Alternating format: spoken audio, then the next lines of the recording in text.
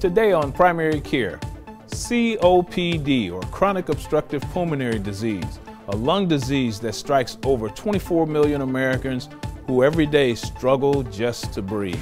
It makes you very short of breath. To go up a flight of steps, I can't do it anymore.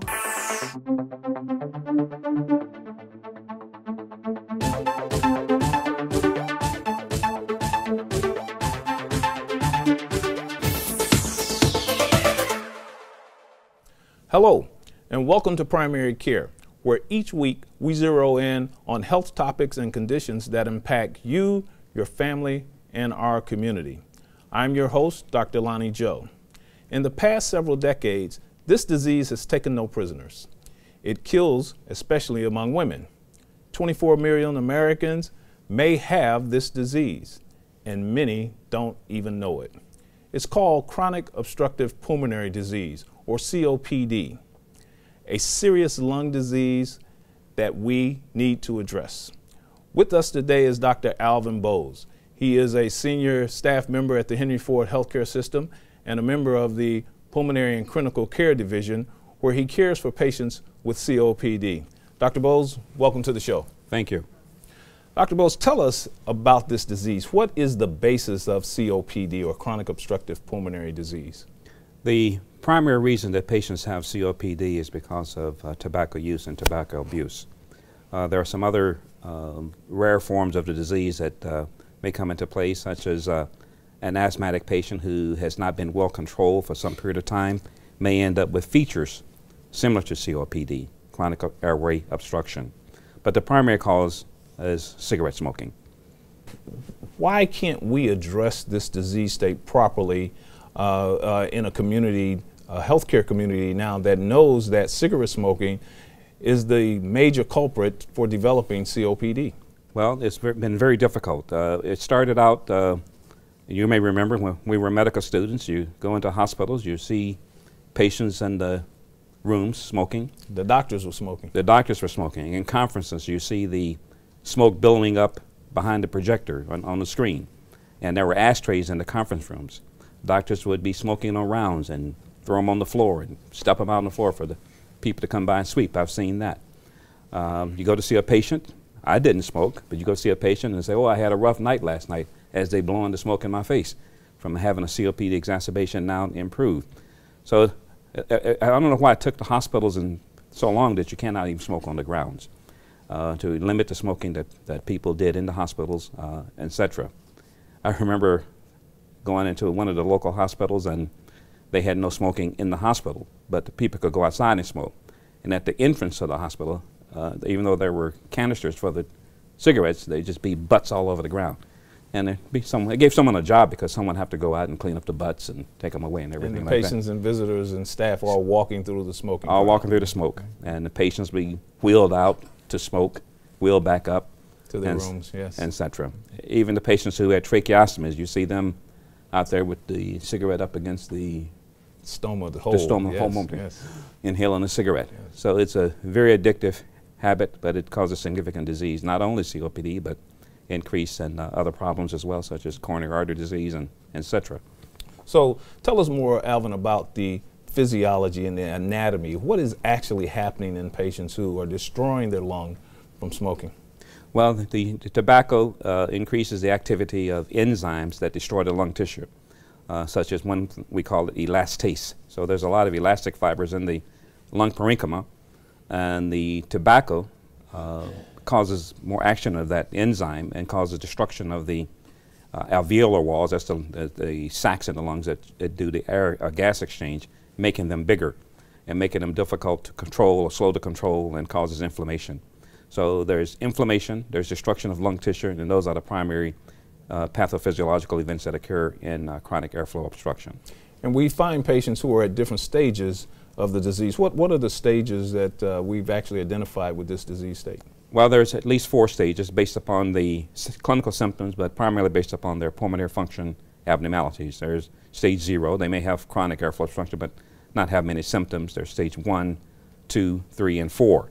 And all of them are based upon the percentage of reduction in their pulmonary function testing. Is there a cure for this disease? And there is no cure. We can reduce the symptoms if people were to stop smoking. Where there are medications one can use, and you see them on TV all the time with the, this is COPD, take this medication, that medication. And then there is potential for lung transplantation if the patient qualifies and has serious disease. But that's really not a cure, that's just another step. If you see people with lung transplants, you really don't want to have one unless it's absolutely necessary. Absolutely. The patients can't breathe. Patients can't breathe. And we see this all the time, that there is some confusion in the lay public about the difference between asthma and COPD. Would you quantify and qualify that for us? Yes. As I tell my students and people that I teach, when I was in my youth, during my fellowship, Dr. Mayock at the University of Pennsylvania told me that COPD did not mean chronic obstructive pulmonary disease. It meant confused outlook on pulmonary disease. And he was basically right about that, because some people with asthma end up getting the diagnosis of COPD, but asthma is reversible airflow obstruction, where we give medications to open up the airways. They're constricted and not, the obstruction is in a different place. There is no reversibility in COPD. There may be some component of it that's reversible, but most of it is irreversible airflow obstruction based upon the diminished lung tissue, airway sacs, and increasing in lung volumes. Whereas asthma can be completely reversed if we break up the bronchospasm in the main bronchial tubes. So the disease occurs in two different areas. Asthma is more of a bronchial disease, where COPD is more of a peripheral lung disease itself. Tell us about the difficult to treat cases. Patients who've been smoking a long time and basically are just getting by on 2 alveoli working on each side of the lung. And I know you have dozens of those on a regular basis. Right. We do have a lot of patients with that, and you've seen the commercials on TV with the different medications we use. One would be albuterol, which is also used in asthmatic patients. That's for quick relief. Then there's the long-acting relief agents, inhaled corticosteroids, along with long-acting beta agonists or other medicines such as tiotropium and ipratropium, bromide. These produce great effect in improving lung function, but they're not cures. And also smoking cessation has to be mentioned as a primary treatment, which is very difficult to do. After treating many of these patients myself over the years, I've come to the conclusion that it's probably easier to get people off street drugs than it is to stop them from smoking. You have a point there, and I have the same feeling at times. But some of the patients who continue to smoke no matter what you do, in the hospital, on the ventilator, intubated, nearly dead, and as soon as you get them out of that situation, they're right back with a cigarette in their mouth. And it's just difficult to take as a caregiver and difficult to understand. Good. We're going to take a short break. When we come back, a COPD patient talks about her struggles with this devastating disease.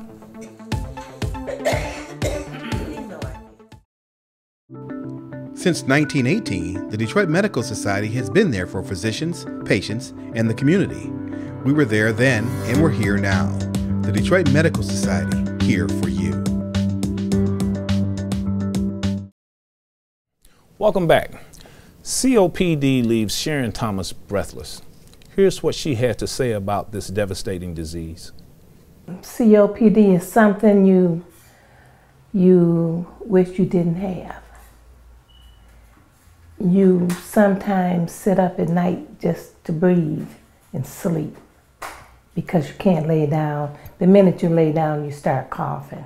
Well, I first found out I had pulmonary hypertension. After that, it was maybe 12 years before I got COPD. And I was really shocked. I just kept coughing, and Dr. Kyle discovered I had COPD. And it has not been easy at all. You're so short of breath that sometimes I can only go a little ways and I have to stop and just let my heart stop racing and catch my breath before I can continue on walking. it makes you very short of breath. To go up a flight of steps, I can't do it anymore. I go up a couple of steps and I stop. Go up a few more and I stop. But it's okay, because some people can't get up a step at all. Okay, well, I started smoking at the age of 15. I had a massive heart attack at the age of 47. I never picked up another cigarette. But my husband never stopped. And I would beg him, please, don't smoke in the house. But he did. Then I'm a licensed cosmetologist. And if you think about it, the chemicals that I breathed did not help. The smoke. A lot of years I worked from home. I didn't have the proper ventilation. That did not help. So those are some of the things that went against me as far as my lungs are concerned. But when you're young and you don't think about those things. If an elephant steps in your chest, you won't smoke anymore. Then I had 15 days in the hospital. And that probably got me kind of over, but all you have to do is think about that pain. You won't smoke anymore. COPD has taught me how to slow down, because you don't have that energy that you need to do the things you used to do. You can't do it anymore. But I have wonderful children that really take good care of me. They really, really do. No, you can't do that. You can't go in the basement. Do you need anything from the store? Do you need to go someplace? Because now I can't drive. Because when you get COPD, eventually you're going to need somebody, because your breathing is so bad. You just take one day at a time and you deal with it. And you try to do the best you can. And if some of those days you don't feel good, you just go lay down, rest, get up, do a little bit more, rest, do a little bit more. So you learn how to do things in moderation. But now I know from my breathing, it's getting worse, because now I can just sit down in a chair and get short of breath. I'm not doing anything, but I can feel, me getting short of breath. But what can you say? God is good. I'm still breathing. Now, Dr. Bowles, Ms. Thomas was short of breath, former smoker, but her diagnosis of COPD was missed. Is this a common thing that we're seeing in this disease state, especially in women? Yes, especially in women it's missed, but especially in a lot of other patients it's missed as well. A simple testing would be once you get a history of someone using tobacco products, there should be a simple spirometry or pulmonary function test done. We find that a number of doctors do not do that test. It's an easy test to do. It can be done. You don't have to go to a hotshot pulmonologist to get the testing done. It can be done in any internal medicine office with a simple spirometry. And once you get that, you can do a pre and post bronchodilator study. We get EKGs in the office, blood tests, and I've always pushed that these basic spirometry should be done in the primary physician's office. If it's abnormal and they refer the patient, don't have to, but refer the patient to a center, there may be other additional testing to be done. But usually we can make the diagnosis on that simple spirometry that's done at the primary care physician's office. Talk about, Dr. Bowles, a little bit about what smoking actually does to the heart. We're thinking that the shortness of breath might be primary lung, but we're finding in a lot of these patients that coronary artery disease exists to a greater degree, an alarming degree, especially in African American women, that has not been detected. That is absolutely correct. In fact, in the taking of a history and on a general examination, once you get a history of tobacco use or abuse, one should look for lung disease and heart disease, because quite frequently they may have silent cardiac symptoms, or they may relate their symptoms of shortness of breath to simply the fact that they smoke cigarettes. But actually they may have very little pulmonary disease or have both pulmonary and heart disease. So the physicians who is involved in the care of that patient should look at both organs to get testing done to rule in and rule out pulmonary disease and also to rule in and rule out cardiac disease. This patient, Miss Thomas, had a heart attack and she quit smoking after she had the heart attack. Is that really going to benefit her at this stage? Yes, anytime you quit smoking, there is some benefit to whether you have heart or lung disease. In addition to that, while we mentioned the stopping of smoking, but getting physical exercise is also very important. And just for example, some of the patients who already have heart or lung disease are doing rehab and learning to do the right exercises and learning the symptoms to know when to stop is very important. We find that that is just as important as the medication that one is using. For example, there was a study done with people, let's just take COPD for example, who had severe COPD. 100 patients with COPD did not take rehab or do much exercise. The other 100 people did, went to pulmonary rehab and continued to do exercises. 70% of those patients who participated in rehab and did exercises were clinically improved far above those other people who did not, even though their pulmonary function tests did not change one iota. So the message from that is that patients improved, the breathing test did not improve. So we have always encouraged people who, well, I can't afford to go to rehab, my insurance company doesn't pay for it. So we teach them breathing exercises that they can carry out and do even in a home environment. So quality of life becomes important even when we can't measure it with our sophisticated testing. That is correct. Okay. So let's not leave men out of this, Alvin, because peripheral vascular disease is related to smoking, and we see more of that type of disease in men than in women. How is this message going to get out that this is not just affecting your lungs? We've got all kind of other organs involved in a patient that smokes. Well, Dr. Joe, as you know, sometimes in the office encounter, we go through those things about what smoking can do in your lungs, your heart, increasing peptic ulcer disease, peripheral vascular occlusive disease, but sometimes the message doesn't seem to get beyond our conversation in the office. So we have to enlist other things that can help educate the patient, such as getting other personnel, home care services, classes, and things of that nature to improve the patient education material so that we can improve the health of our people that we see. So we have to get the patient to buy into their disease state. Yes, that is correct. Help us take care of them. Help us take care of them. Very good. We're going to go to a break. We'll be right back. This is where heart doctors throughout the Midwest are bringing their toughest cases, where specialists from around the world come to learn, where patients who couldn't be saved before are being saved. The all-new state-of-the-heart DMC Heart Hospital. This is Detroit, rising, medicine advancing, the future unfolding. The new DMC Heart Hospital. This changes everything. Welcome back. We're here with Dr. Alvin Bowles, a member of the Pulmonary and Critical Care team at the Henry Ford Hospital.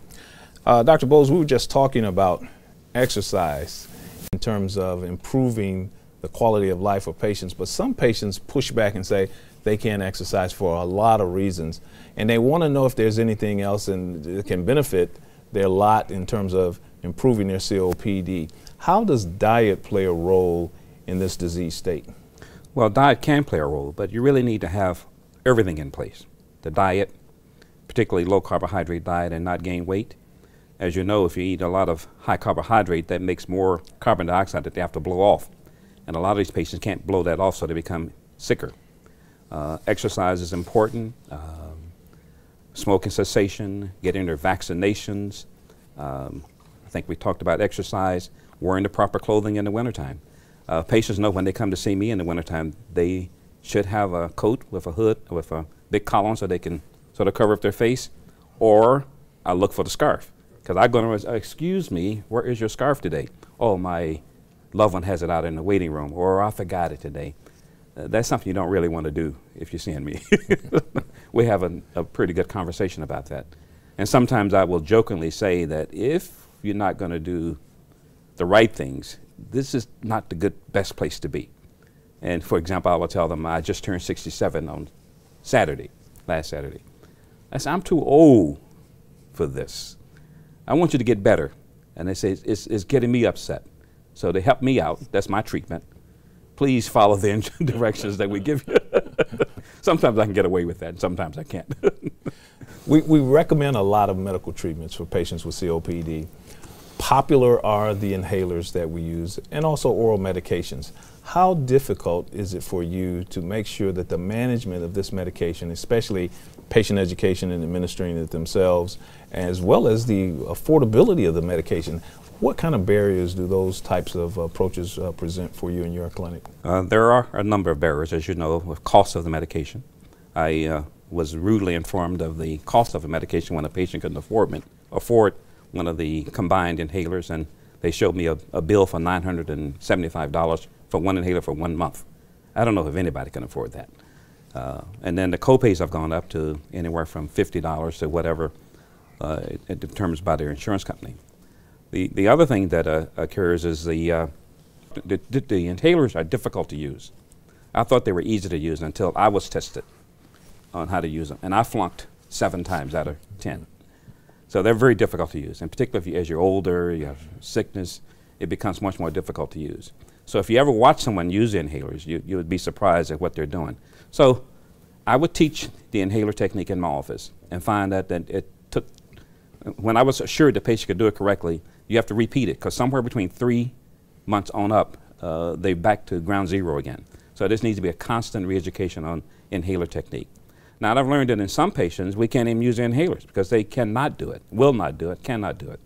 That's not to embarrass the patient, but we have to put the medication in nebulizer form. And I tell them, okay, you need a nebulizer. We order a nebulizer, pour the medicine in, and smoke the peace pipe. You just put the pipe in and smoke the medicine that comes through. So that has been quite effective in a number of cases. But we need to assess that at every office visit, their inhaler technique. Usually,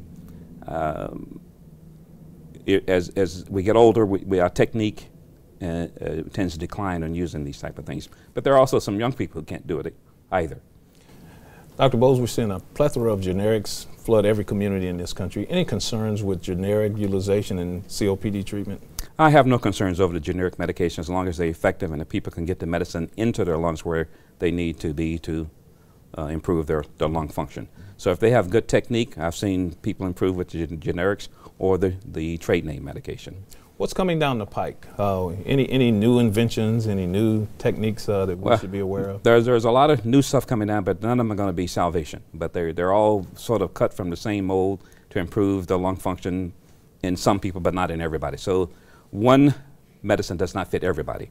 We give the medicine that in general will help a lot of people, but sometimes they come back and say, this is not working, I'm allergic to it, I had rash in the back of my throat, I started coughing more when I took this medication. So you have to start moving the medicines around, and hopefully you'll find the right one that's effective in improving their lung function and improving their quality of life, and then we can go from there. And with medications being the mainstay of how we treat patients, we are always challenged with this medication reconciliation review that we have to do almost on a per visit basis.